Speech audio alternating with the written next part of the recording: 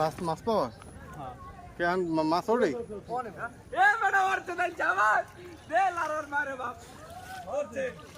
ব্যাগটা পুরো ভরিয়ে লাইছে করছে আল্লাহ তিন ধরছে